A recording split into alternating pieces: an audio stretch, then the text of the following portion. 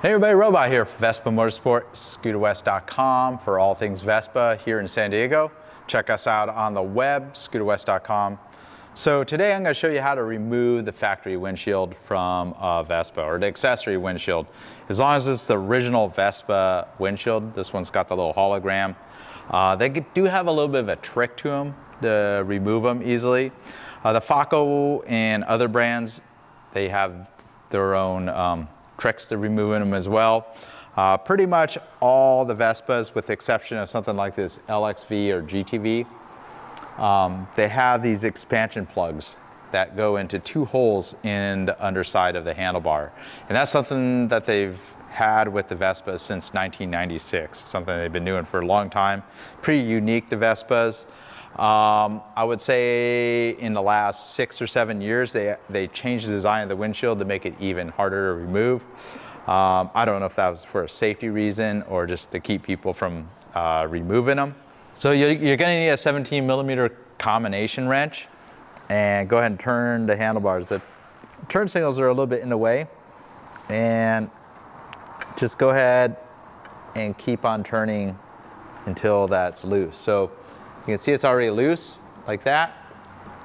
And then move over to the other side and do the same. And it's something you should be checking every once in a while. These do kind of work their way loose. But at this point, I have those pair of fasteners loose. And see how the windshield kind of wants to come out, but it's not going to come all the way out. There's another trick to it. You're going to need to remove at least one side of these buttons. So I'm using an M3 Allen key right here. And look out for my next short video. It's going to show all the replacement parts that you could buy for a windscreen. Of course, if the glass is cracked, you just buy a whole new windshield kit, or if it's just ruined. But some of the hardware is available as a spare part. So a lot of times I'll loosen that one all the way and remove it, and then this upper one, usually you could just get it lifted over that goalpost rod, as I like to call them.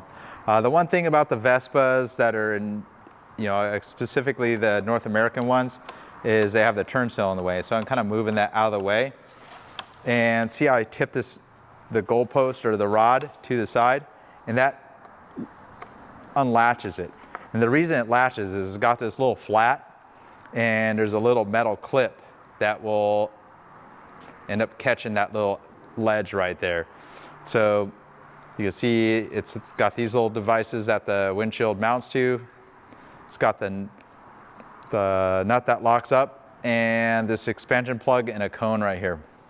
The one part that is available as a spare part is this cone. It's made out of plastic, and if you over tighten this, sometimes they will damage or break those cones. You can see how it's kind of expanding, and this is the plug that expands in that tube down here. So keep that in mind.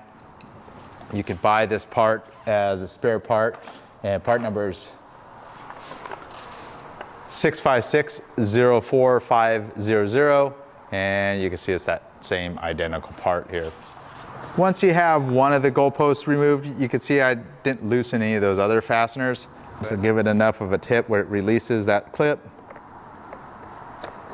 And you can see I just kind of made the job a little easier. I didn't loosen this goalpost from this side. Perfect time to clean the backside of the windshield. You can see some of the dirt that builds up where you can't really easily get a rag. So of course, one of my favorite products was Plexus. I haven't really made that for a while now, but there's other plexiglass cleaners. Definitely want to use like a soft rag when cleaning this. So to reinstall the windshield,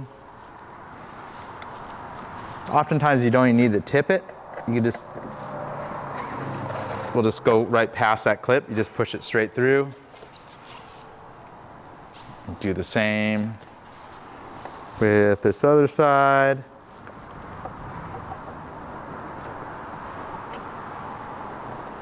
And the key to getting a windshield nicely installed is leave everything loose. Lift that back in place. Get this one scooch back up here and just get everything started. The other side I didn't really touch, was already in a good position. All right, so we have this one tightened. I like the look of this little gap with the top of the rod that's popping through, and get it about the same. We'll just kind of start it right there. And right now everything's kind of a little loose. And I like to get this gap as close as I can to equal all the way around. And there's always a little bit of adjustability with everything.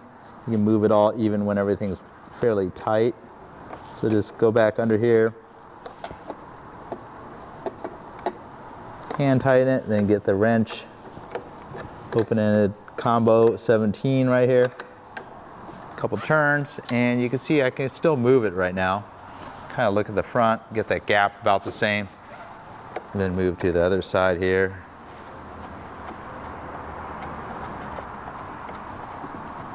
So some of the reasons you may want to remove the windscreen, if you're doing a service to the something under the handlebars, maybe it's summertime, you don't want a windshield on your scooter, you want all the fresh air.